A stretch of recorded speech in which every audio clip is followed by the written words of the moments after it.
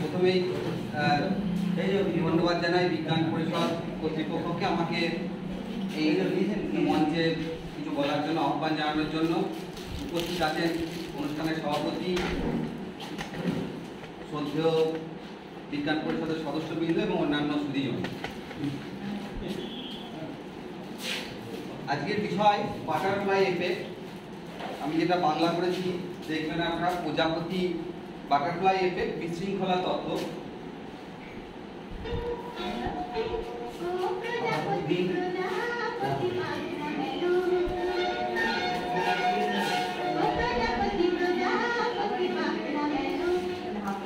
কাকিমা বলেছেন, সামনে বসে আছেন, বলেছেন যে দেবাশিস কি করাবি তুই, অঙ্ক করাবি না? তো অঙ্ক করাবো না, ওই জন্য একটা শ্রদ্ধা প্রয়াত লতা মঙ্গেশকর জি গাওয়া গান এবং সলিল চৌধুরী সুরে গাওয়া গান দিয়ে শুরু করছি।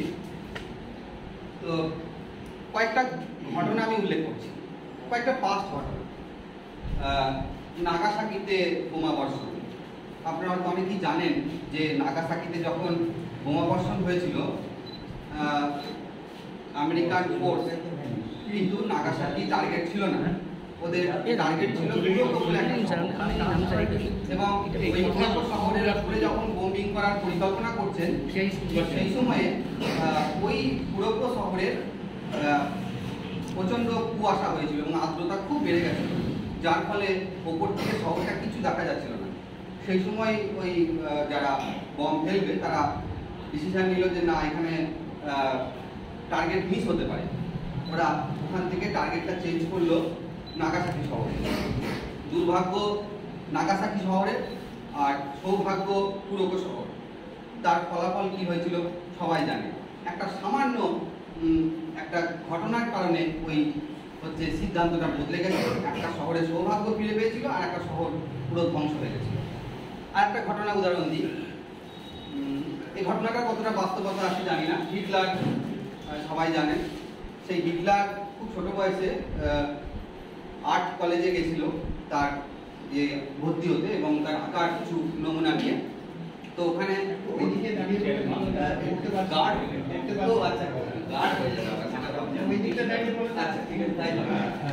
হ্যাঁ, তো না মাইক লাগবে না। তো হিটলারের ওই আঁকার নমুনা দেখে কিন্তু ওই আর্ট কলেজ থেকে বারে বারে প্রত্যাখ্যান হয়েছিল এবং হিটলারের মনে হয়েছিল যে, এবং ওই যে অধ্যাপক বা যে স্যার ওনাকে রিফিউজ করেছিলেন, তিনি বাই জিউ স্যার, তো ইহুদি। তো ওনার ওখান থেকে একটা মনের মধ্যে রূপান্তর হয়েছিল যে এরকম যে ইহুদিরাই হচ্ছে কালপ্রিট, তারাই হচ্ছে আমাদেরকে এভাবে বঞ্চিত করছে। এবং পরবর্তীকালে হিটলারের মধ্যে যে রূপান্তর এবং সেই একটা একনায়ক রাষ্ট্রনায়ক যেভাবে একটা নাৎসি শাসক হয়ে উঠেছিলেন সবাই জানে সেই ইতিহাস। নেক্সট আমি এইখান থেকে অনেক কমফোর্টেবল হচ্ছে।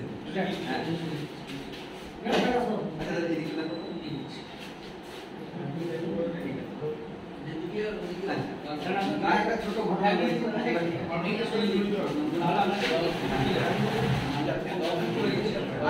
ঘটনা বলছি, সবাই জানেন টমাস আলভা এডিসনের গল্পটা অনেকেই জানেন। যে টমাস আলভা এডিসন স্কুল থেকে একদিন কাঁদতে কাঁদতে বাড়ি এলো, হাতে একটা চিঠি নিয়ে মায়ের কাছে, যে মা আমাকে স্কুলে এই চিঠিটা দিয়েছে, বলেছে শুধু মাকেই দেখাবেন আর কাউকে দেখাবে না। তো মা চিঠিটা করে ঝরঝর করে কাঁদতে লাগলো। তার কারণ হচ্ছে চিঠিতে লেখা ছিল, সেটা পরে জানা যাবে, যে একটা লেখা ছিল বিষয়, সেটা মা চিঠিটা পড়ে খুব কাঁদলেন, দিয়ে বললেন যে বাবা, ওই স্কুল কর্তৃপক্ষ লিখেছে যে তুই একটা জিনিয়াস, আমাদের স্কুল খুব ছোট স্কুল, এত বড় জিনিয়াসকে স্কুলে রাখার মতন পরিকাঠামো নেই, ওকে অন্য কোথাও ভর্তি করুন। তো পরবর্তীকালে টমাস আলভা এডিসন জীবনে খুব প্রতিষ্ঠিত হওয়ার পর একদিন মা মারা যাওয়ার পর বাড়ি এসে বিভিন্ন কর্নারগুলো খুঁজে বেড়াচ্ছে, তখন একটা ওই ড্রয়ারের মধ্যে থেকে ওই চিঠিটা খুঁজে পায়। সেখানে লেখা আছে যে সেই চিঠিটার কথা, যে চিঠিতে স্কুলের প্রিন্সিপাল লিখেছে যে আপনার ছেলে মেন্টালি রিটার্ড বাচ্চা, তাকে আমরা অন্যদের সঙ্গে ক্লাস করার অনুমতি দিতে পারবো না। কিন্তু ভাবুন, সেই মায়ের সেই সময়ের প্রতিক্রিয়াতে সেই বাচ্চাটার জীবন আমূল বদলে গেছিল। সেই সময় মা যদি প্রতিক্রিয়াটা অন্যভাবে দিত তাহলে হয়তো এই আলফা এডিশনকে আমরা পেতাম না।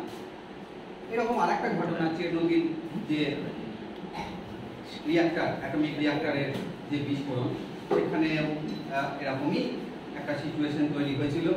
যে মুহূর্তে লিক করা শুরু করেছিল ওখানে 3 জন ওয়ার্কার ছিল যারা নিজেদের জীবন বিপন্ন করে আন্ডারগ্রাউন্ডে গিয়ে ওই ভাল্বটাকে একদম ইনস্ট্যান্টলি বন্ধ করেছিল। ওই যদি ভাল্ব বন্ধ করতে না পারতো হয়তো হাফ অফ ইউরোপ পুরো ফিনিশ হয়ে যেত এবং তার প্রভাব ব্যাপকভাবে পৃথিবীতে পড়ত। তো আজকে ভাবুন সেই ইনস্ট্যান্ট সিদ্ধান্ত, সেই সিদ্ধান্তটা বদলে গেছিল ইতিহাস। অর্থাৎ পাস্টের কোনো একটা ডিসিশনের জন্য বদলে যাচ্ছে ভবিষ্যতের সভ্যতা, রূপরেখা, সমস্ত কিছু। আমার ঠিক আজকের আলোচনার বিষয়ও তাই যে how well we can predict the future, আমরা কতটা ভালোভাবে ভবিষ্যৎকে আমরা প্রেডিক্ট করতে পারি। তো এই বিষয়টা তার যে সাইন্টিফিক ফেনোমেনা এর সঙ্গে যুক্ত, সেটারই হচ্ছে নাম বাটারফ্লাই এফেক্ট। তো এই বিষয়টা বাটারফ্লাই এফেক্ট, এই নামটা প্রথম এলো 1972 ডিসেম্বরে একটা American association for advancement of সায়েন্সে একটা সম্মেলন ছিল। সেখানে একজন MIT professor, Massachusetts institute of টেকনোলজির অধ্যাপক এডওয়ার্ড নর্টন লরেন্স, উনি একটা শিরোনামে বক্তৃতা করেছিলেন। সেই শিরোনাম ছিল, ইংরেজিতে বলি বাংলা বলে দিচ্ছি, does the flap of A butterfly wing in Brazil set of A tornado in Texas? ব্রাজিলের একটা প্রজাপতির ডানা ঝাপটানোতে কি টেক্সাসে টর্নেডো হতে পারে? এটাই হচ্ছে ওনার বক্তৃতার বিষয় ছিল। তো আপাত দৃষ্টিতে এই সাধারণ বিষয়টা অত্যন্ত তুচ্ছ বলে মনে হয় যে এটা কোনো সাইন্টিফিক যে একটা ফেনোমেনা হতে পারে, এটা যে তার একটা হিউজ ইম্প্যাক্ট থাকতে পারে, এই বিষয়টা সাধারণের কাছে খুব একটা পরিষ্কার ছিল না। উনি প্রথম এই ধরনের একটা শিরোনামে বক্তব্য রেখে একটা আলোড়ন ফেলে দিয়েছিলেন। আমি এবার একটু এর সাইন্টিফিক অ্যানালিসিসে আমি যাব যে এই বিষয়টা কতটা বিজ্ঞানসম্মত উনি যে বক্তব্যটা রাখছেন। মোটামুটি 1680 এরকম, 1680 নয়, 1656-60 এরকম, যখন ওই গ্রেট প্লেগ হলো, নিউটন তার মামার বাড়িতে চলে এলেন। সেই সময় বসে নিউটন বেশ কিছু গুরুত্বপূর্ণ আবিষ্কার করেছিলেন। তার মধ্যে ছিল গতিসূত্র এবং ওই মহাকর্ষ বল। তো ওই যে গতিসূত্র বল এবং হচ্ছে মহাকর্ষ বল, এই যে তার মিলিত প্রভাবে কি হয়েছিল, বস্তু কণার মধ্যে তাদের মধ্যে যে পারস্পরিক আকর্ষণ বিকর্ষণ বল, বা তার ফলে যে একটা বস্তুকে আমি কি গতিবেগে ছুড়লে কত দূরে গিয়ে পড়বে, অর্থাৎ ভবিষ্যতে সে কোনখানটায় ড্রপ করছে সেটা কিন্তু বলে দেওয়া সম্ভব ছিল। বা আকাশে যে একটা গ্রহ ঘুরছে সে কিরকম ভাবে ঘুরবে, সিঙ্গেল যখন তার মোশন হচ্ছে অরবিটে, তার ভেলোসিটি ইত্যাদি বিষয়গুলো কিন্তু নিউটনের যে গতিসূত্র তার মাধ্যমে প্রকাশ করা সম্ভব ছিল। এমনকি আমরা দেখুন ভাবি আমরা যে এই এখন আমরা বলে দিতে পারি যে ধূমকেতু কবে আসে। এটা তো খুব কঠিন ব্যাপার যে ধূমকেতু কবে আকাশে দেখা দেবে আমাদের চোখের সামনে, বা কবে পূর্ণগ্রাস হচ্ছে, কবে চন্দ্রগ্রহণ হচ্ছে, সূর্যগ্রহণ হচ্ছে, এই বিষয়গুলো কিন্তু বলে দেওয়া অ্যাকুরেটলি সম্ভব হচ্ছে। কারণ হচ্ছে নিউটনিয়ান মেকানিক্স, নিউটনিয়ান যে গতিবিদ্যা তারই প্রভাবে। এখন এই বিষয়টাকে আর একটু জেনারেলাইজ করলেন আর একজন বিজ্ঞানী, ফরাসি বিজ্ঞানী, তার নাম হচ্ছে পিয়ের সিমন ল্যাপ্লাস। উনি মানে ফিজিসিস্ট কম, ম্যাথমেটিশিয়ান বেশি। যারা গণিতের আছেন স্টুডেন্ট তারা জানেন যে ল্যাপ্লাসের প্রচুর আমাদের অঙ্কের বিষয় আছে। তো ল্যাপ্লাস একটা এই তত্ত্বের সমর্থনে একটা থট এক্সপেরিমেন্ট করেছিলেন। যে তিনি বললেন যে এরকম যদি কিছু একটা সুপার ইন্টেলিজেন্ট কিছু একটা থাকে, যে সুপার ইন্টেলিজেন্ট এই নিউটনিয়ান মেকানিক্স মেনে সমস্ত কিছু, তার ভেলোসিটি, তার মোমেন্টাম, তার পজিশন, সমস্ত কিছু অ্যানালিসিস করতে পারবে। এই যে সুপার ইন্টেলিজেন্ট কিছু একটা, এটা কি উনি নাম দিলেন, বা নাম দিলেন rather to say it was popularized as ল্যাপ্লাসের ডেমন, ল্যাপ্লাসের দৈত্য। তো এটাও কিন্তু ওই উনি বললেন ল্যাপ্লাস। এখন এটা ঠিকই ছিল, এই ধারণাটা মোটামুটি ঠিক ছিল। 1600 1660 এরকম সময় যদি নিউটনের তত্ত্ব হয়, ল্যাপ্লাস মোটামুটি 1750 কি না উনি 1814 সালে এইরকম একটা কথা বললেন। এরও প্রায় 100 বছর পর মোটামুটি 1940 দ্বিতীয় বিশ্বযুদ্ধের পর হাইজেনবার্গ, একজন German scientist, physicist, Nobel laureate, উনি হাইজেনবার্গ বললেন কি যে না, এরকম ধরনের সমস্ত বস্তুকে তার ভবিষ্যৎ প্রেডিক্ট করা সম্ভব নয়, বা রাদার ওই প্রত্যেকটা বস্তুর ভবিষ্যতের গতি, তার পজিশন, তার মোমেন্টাম একসঙ্গে প্রেডিক্ট করা সম্ভব নয়, বা নিউটনিয়ান মেকানিক্স দিয়ে অ্যানালিসিস করা সম্ভব নয়। ঠিক তখনই জন্ম হচ্ছে কোয়ান্টাম মেকানিক্স। যে কোয়ান্টাম মেকানিক্স কি বলছে, যে কোনো পার্টিকেলের কণা এবং তরঙ্গ দুটোই একই সঙ্গে থাকে, কখনো কণার ধর্ম আসে, কখনো তরঙ্গ। সেই কোয়ান্টাম মেকানিক্সের ব্যাখ্যা তখনই আসেন। উনি বলছেন যে না, ওরকম কোনো প্রেডিক্ট করা যাবে না, বিশেষ করে যখন ওই পার্টিকেলটার ওই রকম কোয়ান্টাম দশা থাকবে, ফেজ থাকবে। তাহলে বিষয়টা কি দাঁড়ালো? তাহলে কিন্তু ওই যে ল্যাপ্লাসের থিওরি বা নিউটনের যে মোশনগুলো সেগুলো কিন্তু ফেল করলো না। সেটা দেখা গেল যে ওই পার্টিকেল লেভেলটায়, মানে ওই একদম অ্যাটমিক লেভেলে ওটা খাটছে না। ওই প্রিন্সিপালটার নাম হচ্ছে হাইজেনবার্গ আনসার্টেনিটি প্রিন্সিপাল। আমরা অনেকেই এই নামটা শুনে থাকবো, হাইজেনবার্গ আনসার্টেনিটি প্রিন্সিপাল। তো ওই হাইজেনবার্গ আনসার্টেনিটি প্রিন্সিপাল কিন্তু ওই নিউটন এবং ল্যাপ্লাসের যে মেকানিক্যাল যে আইডিয়া, অর্থাৎ ভবিষ্যৎ প্রেডিক্ট করার বিষয়ে বা ভবিষ্যতের কোনো বস্তুর যে গতি, তার যে মোশন, সেটাকে অ্যানালাইসিস করার ব্যাপারটা ওই পার্টিকেল লেভেলে এসে থেমে গেল। কিন্তু এটা সত্যি কথা যে লার্জ স্কেলে, অ্যাটমিক লেভেলে নয়, লার্জ স্কেলে কিন্তু ওই যে তাদের মধ্যে ইন্টার মোশন, তাদের সেগুলো কিন্তু নিউটনের গতিসূত্র মেনেই কিন্তু তারা চলে। এটা কিন্তু সত্যি কথা। যেমন কোনো একটা উপর থেকে একটা কিছু বস্তু পড়ছে, বা আমরা মাটি থেকে কোনো একটা বস্তু ছুটছি, অথবা আকাশে গ্রহ ঘুরছে, অথবা কোনো সিম্পল পেন্ডুলাম, একটা সরল গতি পেন্ডুলাম, আমাদের ঘড়ি পেন্ডুলাম ইত্যাদি গতি কিন্তু আমরা স্টিল ওই নিউটনের মোশন দিয়ে আমরা অ্যানালিসিস করতে পারবো। আমি একটা ছোট্ট একটা ভিডিও দেখাচ্ছি।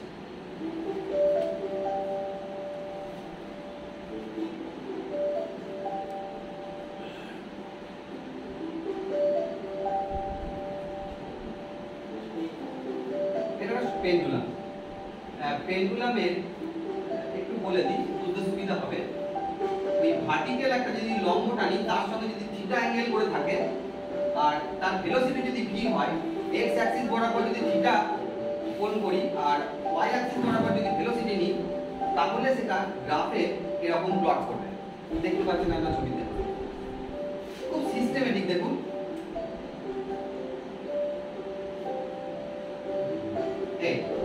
এটা কেন হলো না, পেন্ডুলাম তো একটা এয়ারের মধ্যে দিয়ে পাস করছে, তাহলে তার তো একটা ফ্রিকশন বল কাজ করছে, তাহলে সে আস্তে আস্তে স্লো হয়ে যাবে, স্লো হতে হতে হতে এক জায়গায় সে ফিক্সড হয়ে যাবে, স্ট্রেট হয়ে যাবে, এবং তখনই একটা পয়েন্টে এসে মিলিত হয়ে যাবে, ঠিক একদম অরিজিনাল।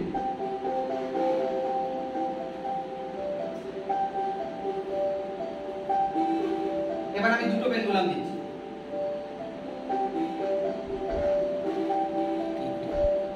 তিনটে পেন্ডুলাম দিচ্ছি। অদ্ভুত একটা ক্যারেক্টারিস্টিক্স আছে যে এরা কিন্তু ঠিক নিজের দেখুন সার্কেল ধরে ঘুরছে, কেউ কিন্তু কাউকে ক্রস করছে না, এবং সবাই আস্তে আস্তে আস্তে আস্তে তাদের ডায়ামিটার কমতে কমতে একটা পয়েন্টে এসে মিলিত হচ্ছে।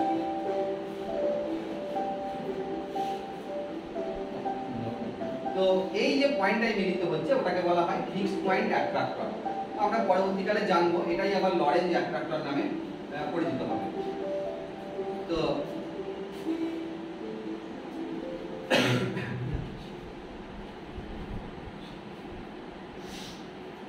হ্যাঁ, এখানে ওই একটা বিষয় কিন্তু জল আছে,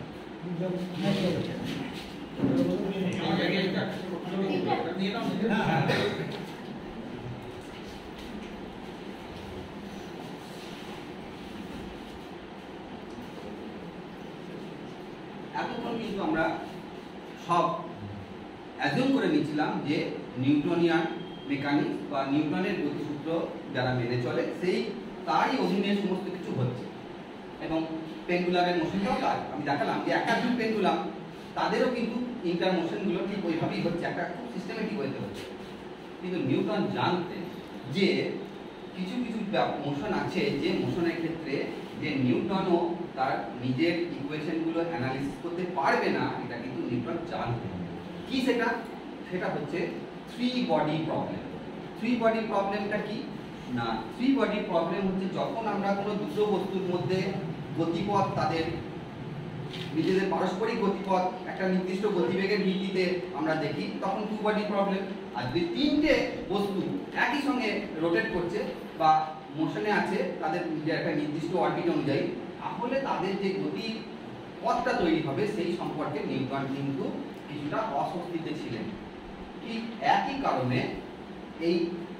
কারণে উনি বললেন যে সূর্য আর পৃথিবী যখন ঘোরে তারা কে কখন কোথায় থাকবে এটা সম্পর্কে উনি স্পষ্ট ব্যাখ্যা দিতে পারতেন, কিন্তু চাঁদের ব্যাপারটা যখন আসতো উনি কিন্তু ঠিক ওনার বন্ধু হ্যালি, যার নামে ধূমকেতু, হ্যালি ছিলেন আবার নিউটনের মানে বন্ধুর চেয়েও বেশি সভাসদ টাইপের আর কি, মানে নিউটনকে সবসময় খুব বুস্ট আপ করতেন আর কি, ওই বলে না সভাসদ, একটু প্যাম্পারিং করতেন। যখন আপনার লন্ডনের রয়্যাল সোসাইটিতে ছিলেন, নিউটন যখন প্রেসিডেন্ট হন তখন এই হ্যালি হচ্ছে সবচেয়ে বেশি আর কি তাকে সাপোর্ট করেছিলেন। এবং যখন ক্যালকুলাসের জন্ম নিয়ে নিউটনের সঙ্গে লিবনিৎজের চরম ঝামেলা চলছে যে এ বলে আমি আবিষ্কার করেছি, ও বলে আমি আবিষ্কার করেছি, তখন এই হ্যালি কিন্তু হ্যালির নেতৃত্বে নিউটন একটা তদন্ত কমিটি বসিয়ে দিয়েছিলেন যে হ্যাঁ তুমি দেখো তো যে কে হচ্ছে ক্যালকুলাসের আবিষ্কর্তা, নিউটন না লিবনিৎজ। মানে ভাবুন, সোসাইটির প্রেসিডেন্ট হচ্ছেন নিউটন, উনি আবার তদন্ত কমিটি বসাচ্ছেন যে নিউটন আবিষ্কার করেছেন না লিবনিৎজ আবিষ্কার করেছেন, দিয়ে আবার নিজেরই বন্ধুকে বসিয়ে দিচ্ছেন সেই কমিটি হেড করে, দিয়ে যথারীতি হ্যালিকে দিয়ে তিনি পাস করিয়ে নিলেন যে হ্যাঁ লিবনিৎজই ঢুকেছে। হ্যাঁ, তো এরকমই নিউটন আর লিবনিৎজ হচ্ছে হ্যালির বন্ধুত্ব। সেই হ্যালিকে একবার বলেছিলেন যে সূর্য আর পৃথিবীর মধ্যে যখন ইন্টার যে মোশন, তখন সেটা নিয়ে ওনার খুব একটা অস্বস্তি হয় না, কিন্তু চাঁদ নিয়ে যখন চাঁদ ঢুকে পড়ে তখন কিন্তু ওনার একটা খুব অস্বস্তি হয়। এটা হচ্ছে এই থ্রি বডি প্রবলেমের কারণে। ঠিক এই জিনিসটা 200 বছর পর লক্ষ্য করলেন হেনরি পয়েন্টিয়ার। ইনিও একজন ফ্রেঞ্চ একজন ম্যাথমেটিশিয়ান, খুব নামকরা ম্যাথমেটিশিয়ান, লোকেরা জানবেন, এনার নাম শুনেছেন। 1854 থেকে 1912 এই পিরিয়ডে ওনার কার্যকলাপ। তো উনি এই থ্রি বডি প্রবলেমের ইন্টার মোশন নিয়ে যে সমস্ত সমস্যাগুলো তৈরি হয় সেটাকে তিনি লক্ষ্য করে এটার নাম দিলেন ক্যাওস, যার বাংলা করলে হয় বিশৃঙ্খলা। তো উনি যেটা বললেন যে এই যে থ্রি বডি মোশনের কোনো সিম্পল সলিউশন নেই, কোনো খুব সাধারণ সমাধান নেই, এবং এরা নিউটনিয়ান মোশন বা নিউটনের ল অফ ইউনিভার্সাল গ্র্যাভিটেশন যেটা মহাকর্ষ সূত্র সব মেনে চলে না, এবং এই তত্ত্বটা তিনি নাম দিলেন ক্যাওস থিওরি, বিশৃঙ্খলা তত্ত্ব, আমরা যেটা নিয়ে আজকে আমরা আলোচনা করছি।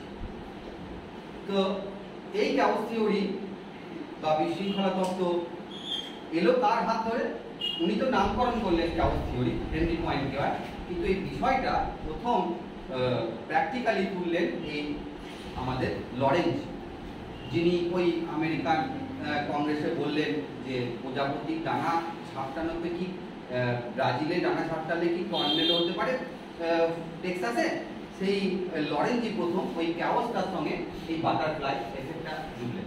যদিও ওনার যে পেপারটা ছিল সেই পেপারে উনি ওই সরাসরি বাটারফ্লাইয়ের কথা বলেছিলেন, সিগালের কথা বলেছিলেন, মানে গাংচিলের কথা বলেছিলেন। পরবর্তীকালে ওই যারা সভার কর্তৃপক্ষ তারা ওই শিরোনামে আর কি উনি এইটা প্রচার করেছিলেন। এই হচ্ছে এডওয়ার্ড নর্টন লরেঞ্জ।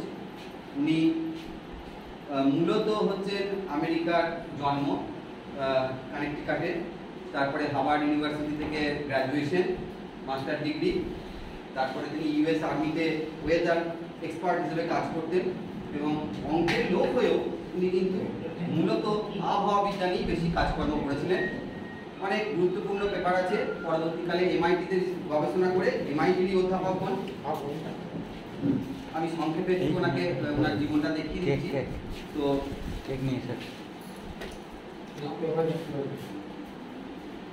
এই লরেন্স এই বিষয়টা হঠাৎ ওনার মাথায় এলো কেন, এই বিষয়টা ওনার মাথায় এলো কেন, যে এরকম ধরনের প্রশ্ন, তাজব চিন্তা ওনার মাথায় এলো কেন, সেটা হচ্ছে একটা ওই যে বললাম উনি আবহাওয়াবিদ্যার লোক, ম্যাথমেটিক্সের লোক হয়েও উনি ল্যাবরেটরিতে বিভিন্ন ধরনের আবহাওয়ার, আপনারা জানেন যে বিভিন্ন ধরনের সিমুলেশন হয়, সেখানে কিছু ডেটা ইনপুট করতে হয়। সেই ডেটা অনেকগুলো ভেরিয়েবল থাকে, হচ্ছে কোনোটা আর্দ্রতা, কোনোটা হচ্ছে টেম্পারেচার, কোনোটা হচ্ছে বাতাসের ভেলোসিটি, কোনোটা হচ্ছে আপনার বায়ুর চাপ ইত্যাদি নানান রকমের প্যারামিটার থাকে, 12টা প্যারামিটার থাকে। তো ওই 12টা প্যারামিটারে কিছু ইনিশিয়াল ডেটা দিতে হয়, তারপরে সেটা কম্পিউটারে সিমুলেশন হয়, দিয়ে একটা আবহাওয়ার একটা ফোরকাস্ট হয়। তো সেইটা করতে গিয়ে উনি একদিন ওনার কম্পিউটারে 0.506127 এরকম একটা ইনপুট ডেটা দিতে গিয়ে উনি 0.506 অবধি দিয়ে হঠাৎ করে অফিস থেকে বেরিয়ে গেছিলেন, যে কফি টফি খাবে না, দিয়ে বেরিয়ে এসে উনি খানিকক্ষণ পরে যখন দেখছেন সেই সিমুলেশনের আউটপুট দেখে ওনার তো মাথা খারাপ। এই কি ব্যাপার হলো, যে আমার তো দেওয়ার কথা ছিল 0.506127, আমি তো এমন কিছু বেশি উল্টোপাল্টা দিইনি, আমি 0.506 এ শেষ করেছি, অর্থাৎ পয়েন্টের পর 3টে 0 1 2 7 এইটুকু ডিফারেন্স, মানে জিরোর খুব কাছাকাছি। শুধুমাত্র এই 0.000127 এই সামান্য ক্ষুদ্রাতি ক্ষুদ্র ইনপুট ডেটার পার্থক্যের জন্য তার সিমুলেশনের যে আউটপুট আসছে সেটা হচ্ছে একদম ড্রাস্টিক্যালি ডিফারেন্ট। কোথাও যদি মানে সামান্য নর্মাল ওয়েদার, তো সেখানে একদম ঝড় ঝঞ্ঝার ফোরকাস্ট করে দিচ্ছে। তখন উনি ভাবলেন, তাহলে এটা তো দেখা যাচ্ছে যে কোনো একটা ভেরিয়েবল, 12টা ভেরিয়েবল থেকে উনি পরে আবার সেটাকে তিনটে ভেরিয়েবলের একটা ডিফারেন্সিয়াল ইকুয়েশনে নিয়ে চলে এসেছিলেন টাইমের রেসপেক্টে। আমি দেখাবো সেই ইকুয়েশনগুলো। তো উনি ভাবলেন যে তাহলে যদি এত সামান্য ইনপুট ভেরিয়েবলের পার্থক্যের জন্য, যেটা 0.000 থেকে মানে একবারে জিরোর কাছাকাছি, নিয়ার টু জিরো, সেই রকম একটা ইনপুট ডিফারেন্সের জন্য এতটা যদি ড্রাস্টিক্যালি চেঞ্জ হয়, তাহলে শুধু এটা ওয়েদার কেন, অনেক কিছুই পরিবর্তন হতে পারে। এই বিষয়টা থেকে ওই তিনি ওরকম একটা টাইটেল বেছেছিলেন। তো আমি একটা দেখাচ্ছি, এটা তো গেল ওয়েদারের দিক দিয়ে। এবার আমি একটা ভিডিও দেখাবো যে দুটো বল তারা একদম ইনিশিয়াল স্টেটে তাদেরকে আমি একটা কিছু ভেলোসিটি দিয়ে ছাড়ার পর তারা কিরকম ড্রাস্টিক্যালি চেঞ্জ হয়ে যাচ্ছে দেখুন। শুধুমাত্র আমি একটা এই যে বলছিলাম ডিফারেন্সিয়াল ইকুয়েশন, ডিফারেন্সিয়াল ইকুয়েশনে শেষ করেছে, আমি একটু ভিডিওটা দেখাচ্ছি। দেখুন কেমন, দেখুন তারা একই রকম ইনিশিয়াল স্টেটে শুরু করলো, একই রকম।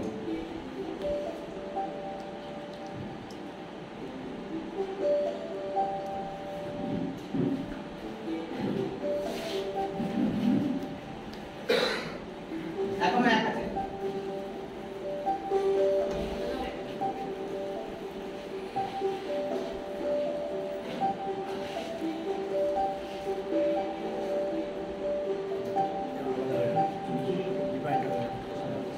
এই শুরু হলো পার্থক্য।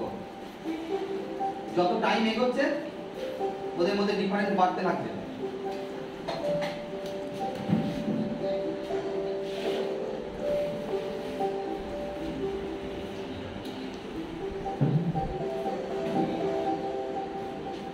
তো এটা আমার দেখানোর উদ্দেশ্য এটাই যে একই ইনিশিয়াল স্টেট, তারা একদম মানে গায়ে গায়ে লাগোয়া, সামান্য একটি ডিফারেন্স হয়তো আছে যেটা আমাদের চোখে ধরা পড়ছে না। তার জন্য তার কিরকম দুটো সেপারেট, যদি আমরা এখানে আমি একটা অ্যাক্সিস মানে ড্র করে দেখিয়েছি, এই যে এক্স অ্যাক্সিস, এই ওয়াই অ্যাক্সিস, ওপরটা জেড অ্যাক্সিস। তো এই দুটো সামান্য ডিফারেন্সের জন্য দুটো সম্পূর্ণ আলাদা আলাদা লোক তৈরি হয়ে গেল। একই ইনিশিয়াল স্টেট থেকে দুটো বল যাত্রা শুরু করলো, করে এরকম একটা দুটো ডিফারেন্ট প্যাটার্ন তৈরি হচ্ছে। এই বিষয়টাই হচ্ছে সেনসিটিভ ডিপেন্ডেন্স। সেনসিটিভ ডিপেন্ডেন্স মানে মানে ভীষণভাবে এরা হচ্ছে স্পর্শকাতর, এই যে মুভমেন্টটা ভীষণভাবে স্পর্শকাতর এবং কমপ্লিটলি টু ডিফারেন্ট প্যাটার্ন তৈরি করছে। এটাই হচ্ছে ক্যাওস। This is chaos. এই ক্যাওস শুধুমাত্র যে আবহাওয়ার ক্ষেত্রে তাই নয়, সমস্ত মোশনের ক্ষেত্রে এই ক্যাওস। আমি আরো কয়েকটা ছোট ছোট ভিডিও দেখাবো। একটা দুটো পেন্ডুলাম একই সঙ্গে ছাড়ছে, একই সঙ্গে। এবার দেখুন তাদের মধ্যে ডিফারেন্স হয়ে যাচ্ছে টাইমের সঙ্গে সঙ্গে।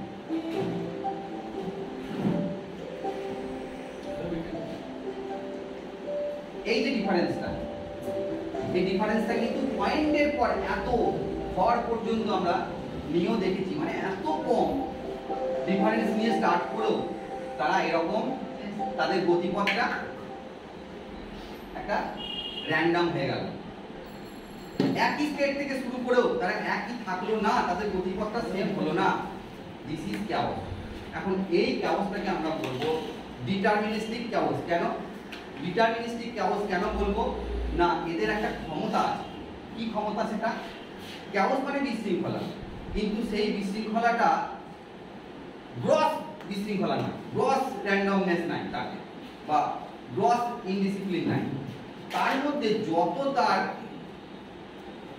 ফ্রিকোয়েন্সি যত বেশি হবে, অর্থাৎ যত আমরা তার ইটারেশন নেব, তত কিন্তু সে একটা বিশেষ প্যাটার্নের দিকে যাওয়ার চেষ্টা করবে। তার মোশনটা যতই ইনডিসিপ্লিন হোক, যতই বিশৃঙ্খলা হোক, যদি সেই বিশৃঙ্খলার সেই যে ট্রায়ালটা যদি আমরা ইনফাইনাইট সংখ্যক নিতে যাওয়ার চেষ্টা করি, তাহলে তাদের একটা প্যাটার্নটা বিশেষ একটা জায়গায় পৌঁছানোর চেষ্টা করবে। দেখুন আমি 1 নম্বর একটা ফিগার দিয়েছি, এইখান থেকে শুরু করলো।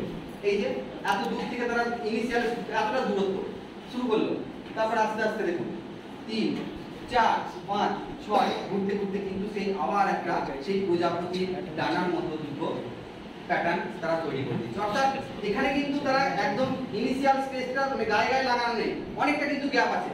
এই যে স্টেটটা অনেকটা গায়ে গায়ে লাগানো ছাড়া আছে। অর্থাৎ আমরা যদি দেখি যে ইনিশিয়াল স্টেটের দুটো ভেরিয়েবল অনেকটা ডিফারেন্স, তাহলেও কিন্তু তাদের একটা বিশেষ প্যাটার্ন মেনটেন করার মানে প্রবণতা আছে। এই যে ক্যাওসটা, অর্থাৎ ক্যাওস আছে বাট সেটা কন্ট্রোলড, এটাকে বলা হয় ডিটারমিনিস্টিক ক্যাওস। বাংলা করলে নিয়ন্ত্রিত বিশৃঙ্খলা। তো এই বিষয়টাকে তুলে ধরলেন, এটাকে তুলে ধরলেন এই লরেন্স সাহেব। উনি এটার জন্য অনেক পুরস্কার পেয়েছেন। উনি এই পুরস্কারটা দিয়ে গ্রাফোর্ড পুরস্কার পেয়েছিলেন $50,000। তো যেটা নোবেল প্রাইজের প্রায় সমতুল্য, কিন্তু নোবেল প্রাইজ যে বিষয়ে দেওয়া হয় সেই বিষয়ে দেওয়া হয় না। তারপরে কিয়োটো প্রাইজ পেয়েছেন, মানে ওনাকে খ্যাতির বহনে তুলে দেওয়া হয়। এখন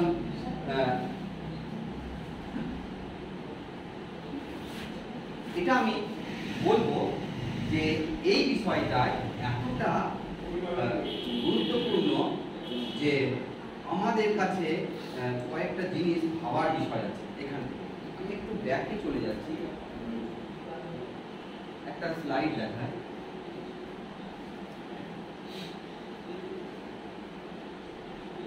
বোঝাতে পারবো বিষয়টা। এই যে ভাবুন দেখি, তাহলে যদি আমাদের একটা বস্তু বা একটা ওয়েদারের ফোরকাস্ট করতে পারি, তাহলে এই যে ডিটারমিনিস্টিক ক্যাওসের কথা বলছি, সেই ক্যাওসটা যদি হতে থাকে, তাহলে তো আমরা একটা ফিউচারকে দেখতে পাচ্ছি। তাহলে আমরা যেমন আমাদের অতীতটা বলে দিতে পারছি, আজ থেকে 10 দিন আগে আমার সঙ্গে এই সন্ধ্যেবেলাটায় কি ঘটেছিল সেটা কিন্তু আমার কাছে অভিজ্ঞতা আছে। তো এইরকমই আগামী 10 দিন পর আমার অবস্থানটা কোথায় থাকবে, সেটা যদি আমার কাছে কোনো তথ্য থাকে, সেই তথ্য ভিত্তিতে এরকম যদি একটা পরিষ্কার ভবিষ্যৎ দেখা যায়, সেই পরিষ্কার ভবিষ্যতের দিকে আমি খালি যাওয়ার জন্য ওয়েট করব। অর্থাৎ আমি সেই ভবিষ্যতের দিকে যাওয়ার জন্য ওয়েট করব। আমার কিছু করণীয় নাই, মাই ডেস্টিনি ইজ ফিক্সড। আমাকে সেখানে যাওয়ার জন্য ওয়েট করতে হবে। এই যে বিষয়টা, এটা যদি সম্ভব হতো তাহলে কি হতো। তো এই যে একটা আলোড়ন ফেলে দেওয়া চিন্তা, এটাই হচ্ছে এই বাটারফ্লাই এফেক্টের প্রভাব। অর্থাৎ ক্যাওসটা যদি ডিটারমিনিস্টিক না হয়ে অন্য কিছু হতো তাহলে কি হতো, আর যদি ডিটারমিনিস্টিক হয় তাহলে কি হতো। মোদ্দা কথা, এই যে আমরা সারা পৃথিবীতে, গোটা মহাবিশ্বে, পৃথিবীতে বলা ভুল, এই মহাবিশ্বে প্রত্যেকটা মানুষ, প্রত্যেকটা পার্টিকেল পরস্পরের সঙ্গে সম্পর্কযুক্ত। আজকে আমরা এই সন্ধ্যায় ঘরে বসে আলোচনা করছি। আজকে যদি আমরা এই আলোচনাটা এই সময় না করতাম তাহলে আমরা কোথায় থাকতাম। আর এখানে উপস্থিত হয়েছি এই এতজন মিলে, 30 জন কি 35 জন এখানে আমরা হাজির হয়েছি।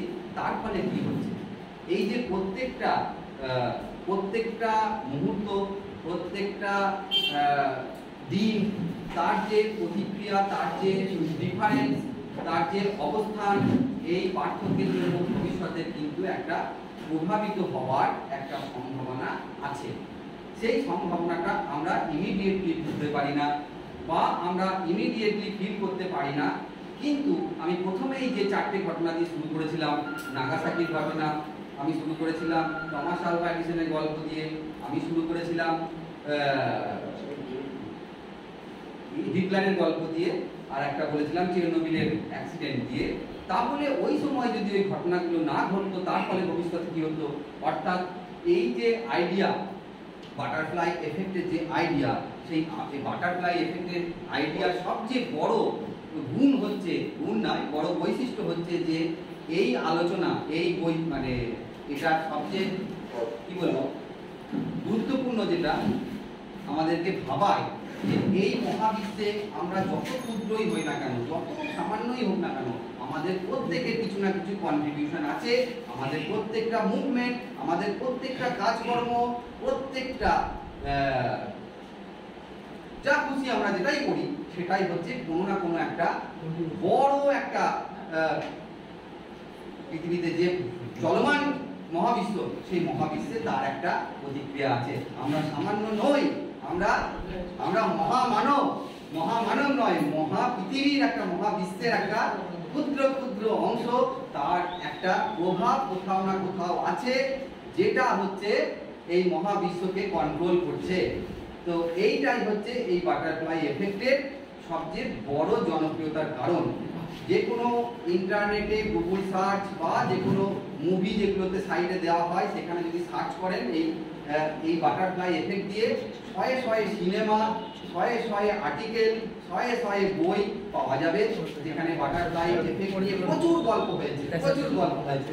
হ্যাঁ, যে মানে দেখা যাচ্ছে কেউ সেই H.G. ওয়েলসের টাইম মেশিন গল্প আছে না, সেই টাইম মেশিনের গল্পের মতন কেউ পাস্টে চলে যাচ্ছে, আবার সেই পাস্ট থেকে প্রেজেন্টে চলে আসছে, প্রেজেন্ট থেকে ফিউচার দেখতে পাচ্ছে। এই বাটারফ্লাই এফেক্ট নিয়ে এই ধরনের গল্প, সিনেমা, মুভি ইত্যাদি আছে। তো আজকে এরকম একটা দিনে আমি চেয়েছিলাম, আগের দিন আমি অঙ্ক নিয়ে বলেছিলাম, অনেকে হয়তো অঙ্ক নিয়ে ঠিকঠাক মানে আমাকে রেসপন্ড করেননি, অঙ্কটা ভালো লাগেনি। আমি চেষ্টা করলাম আজকে সাধারণ মানুষের মতন একটু মনোরঞ্জনের বিজ্ঞান নিয়ে আলোচনা করার। ঠিক আছে।